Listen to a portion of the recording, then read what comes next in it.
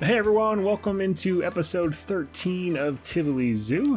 Today's episode is going to be a little bit different than usual. I'm not going to have a lot of the progress to show you guys because I have a guest builder today. His name is Carlos. He's a member of the Bro Nation Discord, and I'm going to put up some pictures of some of his other projects. He doesn't really do YouTube, but he's just really good in multiple games. Really, I've seen his work in even in like Architect, and he just has a natural eye for design and especially just piecing together overall plans, like larger areas, and so that's one of the reasons why I asked him to build in the zoo. And he is tackling the Asian predators and Asian Highlands area of the Denver Zoo. So before we look at what he's done, I wanted to pop back into the master plan as well as Google Earth, so that we can take a look at exactly where he's going to be building today. Okay, so here's the Google Earth view of the Denver Zoo, and you can see the original entrance here. Probably the most important landmark for you to be aware of is the Tropical Discovery building right here, and then this is where our new secondary entrance is, and this is all the coastal exhibit. So if we zoom in a little bit, you can see the existing pathwork from the Predator Ridge area over here, and basically everything I tried to recreate is already existing in the Denver Zoo right up until about here.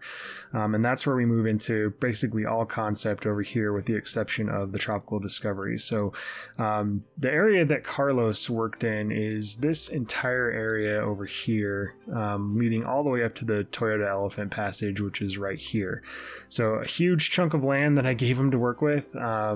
And he did an amazing amount of work in a very short period of time. So I'm very excited to show you guys. But yeah, this is all basically the Asian Predator and Asian Highland exhibit that I've given to him to work on. So let's take a look at the master plan so you can get a little bit clearer view of exactly some of the concept art and in the area itself of what the plan calls for. So here's a graphical view of what the exhibit's supposed to look like as it becomes a part of the overall zoo. So it's a pretty big chunk of area again, and you have a mix of different animals, which we'll get into as we look a little bit closer at the exhibit itself. And then this area here calls for a visitor forescape, which I don't have in there yet. I'm planning on doing, but I may also do some additional exhibits. I'm not quite sure yet. But again, there's the Tropical Discovery, so you get a feel for kind of where this exhibit goes. And then now we'll look a little bit closer at the concept art for this one. Here's a zoomed in view of the Asian Predator and Asian Highland exhibit. So you can see there's two tiger yards here and this sort of overpass that the tigers can traverse in between the two. Carlos did a great job of working within the constraints of the game, especially given how large the hitboxes can be on some of the animals. He was actually able to accomplish this. Not quite this huge arch, but honestly, given how difficult it can be in the game sometimes, it's what he did is super impressive. So we'll take a look at that, and then we've got some hoof stock yards over here, which we took a little bit of creative liberty and switched these up a little bit. So we have right here, we were talking about it, and we ended up doing the snow leopard exhibit that crosses over here. And you've got your hoof stock here, and then we did we actually used the African wild dogs as a substitute for they're called duels, I think is how you pronounce it. They're Asian wild dogs. They're from India, I believe, and I had never heard of them prior to this. So that's what's going to go in here again, using the game as best as you can, and trying to accomplish something within the confines of the game. So if we had those, we would put them in there, but honestly, I think the African wild dogs sell the exhibit anyway. So let's take a look at some of the concept art. So you can see here is an example of the Highlands area. You got the camels, the Przewalski's horse, which unfortunately we don't have in the game. I know that there's a mod someone made for it, but the only problem is the mod replaces the zebras, and so we need the zebras obviously for the African Savannah exhibit. So that's not an option, unfortunately. Here you can see some examples of like the viewing areas for people, as well as you got a snow leopard overpass here, which is why we ended up doing that a little bit differently than what the plan, at least the map of the plan, shows for. So, and you can see the visitor path honestly is not, it's not super wide. It's a pretty intimate area, and I think Carlos did a really good job of capturing that. Yeah, so let's go ahead and hop in and take a look at what he's done. All right, so this is the entryway into the exhibit, and we're standing right outside the, I zoom out here, right outside the Tropical Discovery. So this plaza area I still need to clean up, but yeah, I love the entryway into this area. Just this very simple design. This pagoda type thing is very generic, which I think is indicative, especially what American zoos do. You know, they just go for sort of a generic type of architecture, not only from cost standpoint, but also just because most people, as long as they can loosely correlate to the area, that seems to be enough in terms of theming. But another thing I love about Carlos's work is his attention to detail. I mean, you've got drains down here in this pool, you've got a water filling area there. Just little things like that are really important, and something that you probably would overlook if you were just breezing through here, but it totally sells the realism of the zoo. So I love this little bridge as you enter in here. And then the first exhibit we come across is the tiger exhibit. And another thing he did that I really love are these sort of little natural trails here that aren't the only way to get into the exhibit. So you've got this one here as well. And as you kind of come down, we can see one of the tigers there. But the first thing you obviously notice is this catwalk here, which they do use.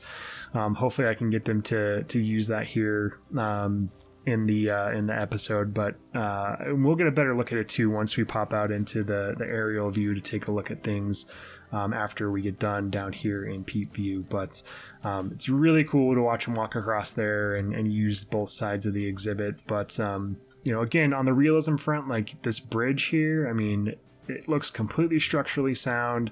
It looks engineered. Those are the little types, like these cross beams here, are the little types of details that unless you're specifically looking for them, you don't necessarily notice, but they absolutely sell the realism. So again, another reason why I asked Carlos to build in Tivoli. So here's one side of the exhibit. You got a cool pool over here, which we'll see. You can view the tigers swimming from that area over here. You go into this little den here, and there's a nice feature where you could open this garage door and they could have easier access to both habitats, or both yards, I should say. You can see how they get up to the catwalk over here. And then one of the coolest features, I think, is this little area back here, which is sort of like a den.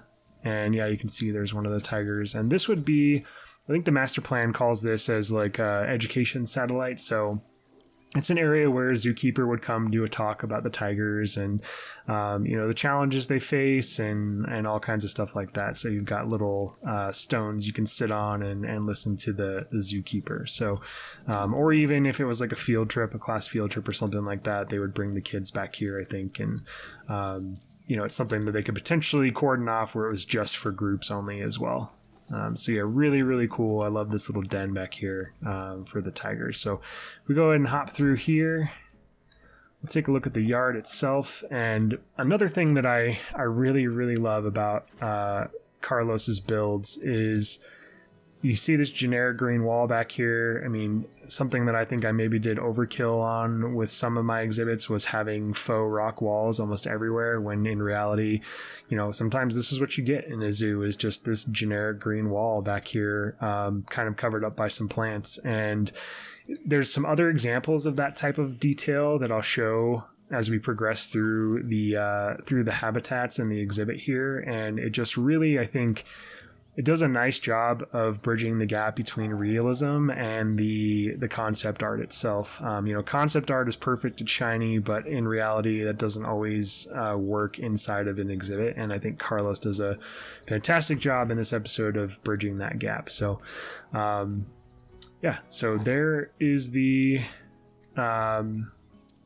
tiger exhibit. And again, we'll take a better look at it from the aerial view. We'll see if we can get the tigers to walk across there. I think I'm trying to figure out a way to, my problem is I want to put some food over here, but the zookeepers I don't think can get to it. So I need to figure out a way to, and I've kind of been messing around with this in the African savanna, of finding a way to have multiple doors basically for the same exhibit, where you more or less you put one exhibit inside of the other, and you can use some of the null barriers to complete that process. And it does work, but it's pretty difficult to do. And so I'm going to continue tweaking that. I think this would be another example where that would work really well, because I could have a door back here for the exhibit, and they could access the food here for the tigers. And then I think they would be more likely to use both sides. This one's over here because I put it over there right now, but they do use, let's see. The keeper's filling up food, so maybe this one we'll use the overpass here. Sweet. Let's go out here.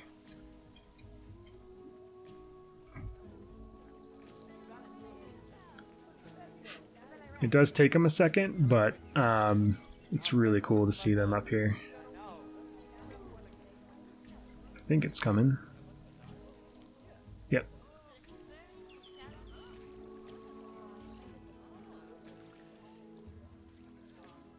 Yeah, that's just so cool.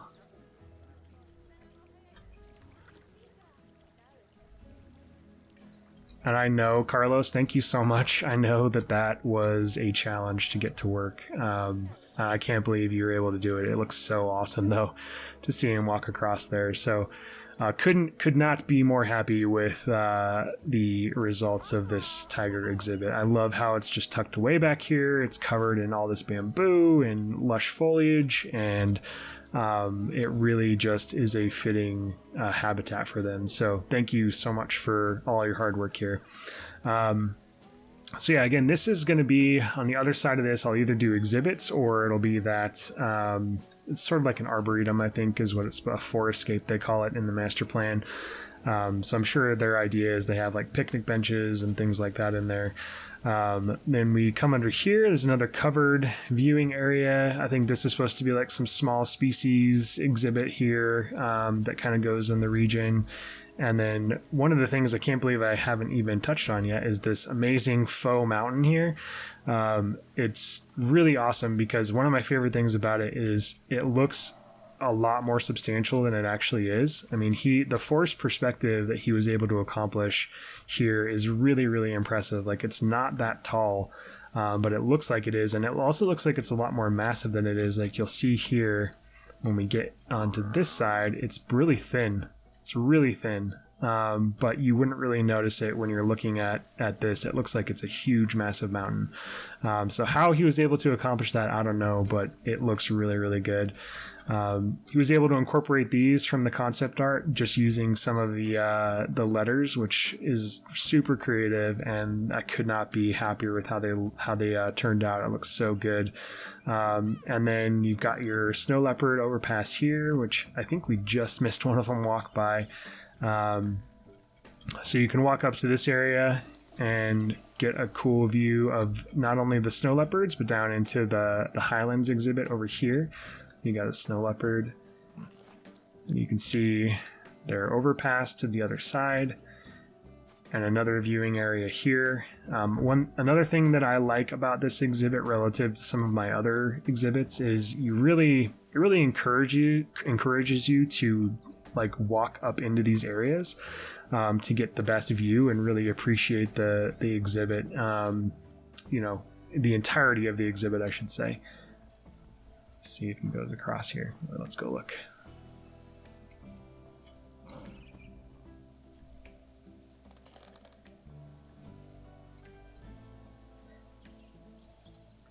Again, just really, really cool to see them utilize these things. There is an overpass like this for the elephants in the Toyota Elephant Passage, so I'm going to try to make it actually functional, and it's going to be interesting to see if I can actually make that happen here. But really cool to see the tigers and the snow leopards utilize these. And another thing that I love is just the backdrop of the city as you're kind of making your way through the zoo. It's just that sort of immersion breaker where you know, all of a sudden you realize again, you're in a zoo. It's not, you know, it's not a natural place. And yeah, here's the other part of the snow leopard exhibit. Again, I really like how you're encouraged to really view the animal through these certain areas. It also gives the animal an opportunity to withdraw from being seen as well, which is something, especially for like a snow leopard, from what I understand, is important to have. Again, generic green wall back here. And then this is another example of, like, when I saw it, it just felt like perfect for a zoo. You have this concrete pond here, a random tree branch that they put across there. I mean, there's so many habitats where you just see this sort of setup here. And to me, this is like a quintessential zoo scene, and something that I think is kind of lacking in some of my other exhibits that I need to go back and revisit. So you've got staff access back here, and then you walk up into here, and here is the wild dog exhibit. You can look down in. Again, he's got a nice artificial pool. And honestly, when you look up the photos of the duels, I think that's how you pronounce it. It's Dhole. I think you pronounce it duel. If I'm wrong there, someone can phonetically spell it out. But they honestly look pretty similar, so I'm really happy with the choice here to utilize these, because I wouldn't have utilized the wild dogs really anywhere else. So yeah, really, really good use of an animal that's not necessarily supposed to be the animal for this exhibit. Then you've got staff access back here to the exhibit, which this will all connect back up into the Predator Ridge, which we'll see better from the aerial view. But yeah, as we walk back down here, again, this whole area just feels like a zoo. You come in here, there's multiple little coverings where you can view the camels. And another thing we did was substitute these guys. I can't remember what these are called. The springbok, yeah, for... I'll have to go back and look it up, and I'll put the text here, because Carlos knew what to substitute them for, so that we had an additional animal in here. But they also are very similar to the Asian version of sort of this species. So really pleased that we got so many species in these exhibits, especially since we don't have the horse as an option to come down in here. So. Yeah, just plenty of little viewing areas to see them. Again, I love the generic green fence back there. And again, the backdrop of the mountain looks so cool. And again, looks much more massive than it actually is. It's very, very small. Got another education satellite here with some audio devices where you can see the animals. And then into the snow leopard habitat here. So overall, just a really, really fantastic job. I'm so pleased with how all this turned out, and I love the way he kind of weaves these paths together. You get another opportunity to view the wild dogs over here. This one I might make a smidge bigger just to connect the back stages a little bit easier. So let's hop out into the aerial view, and you can see. So if you remember from the master plan, I mean, he did a really good job of fitting this into that area. I mean, it really does fit the scale. And honestly, right here, this edge of the Predator Ridge is about where the Toyota Elephant Passage goes. So I think the only thing I might tweak is just make this wild dog exhibit a little bit bigger into here. But overall, completely nailed the scale and scope of the exhibit itself, and especially love that he was able to get these bridges in here. So yeah, no backstage, which is totally fine. I mean, the amount of work he got done in just a couple of weeks is insane. And the backstage stuff I'm planning on tackling in the next episode. So I think for the bulk of the next episode, some of you have wanted sort of a like a 0.5 episode where we just do a complete overview of the zoo. And I think episode 14, I'm just going to treat as its own episode. And I'm not going to start any new exhibits. I'm just going to try to get as much of the cleanup work done as I possibly can. So that means finishing the backstage for the Tropical Discovery. It also means finishing the Tropical Discovery because I've only really done up to right here on the interior. I have worked on it some, but it's not finished, so I don't want to show it off yet. So yeah, I think episode 14, that will be the goal. And then episode 15 will be the Toyota Elephant Passage, which is another very large exhibit. I mean, it goes all the way. So it goes from like here, and then there's also the Asian rhinos, and it goes all the way to like here. So it's like, if you see these yellow or light brown stuff here, this is an outline of a lake. So yeah, the Asian rhino exhibit ends about right here, and then you come all the way down into here, and that's the Toyota Elephant Passage. So that'll take up a huge chunk of the zoo. Then over here will be this is the Peaks to Prairie exhibit over here, and then this is another just sort of generic exhibit it's African forests. African forests go in here, and that's one that I'm going to have probably a guest builder on for. And then over here we will have the it's called Primate Panorama, so that's where like the large apes and stuff will be in the zoo, and that will probably round it out. Obviously there's a ton of work to do in terms of like this park over here and finishing the city, but next episode will be all cleanup, no new areas, and I'll give sort of a full tour of the zoo at that point. And then episode after that we'll start on the Toyota Elephant Passage, which I doubt we'll finish in one episode. But so anyway, that's it for episode 13. Thank you guys so much for watching. Appreciate the patience in between episodes, and again, thank you, Carlos, for all of your hard work. I couldn't be happier with how all of this turned out. I can't believe how much you got done in such a short period of time, but honestly, I kind of was intimidated by this exhibit, honestly, to start it, just because there's not a ton of concept art in the game or in the master plan. And so what you accomplished here is just fantastic. So again, thank you so much. He does have a YouTube channel. I mean, he's told me that he doesn't really upload much there, so I will include a link to his channel in the description. A bunch of us have been trying to get him to record his gameplay and start a series for his own projects. So maybe at some point he will, and then you'll have a link to his channel to do so. So again, thank you, Carlos. Thank you all so much for watching, and I'll see you in the next episode.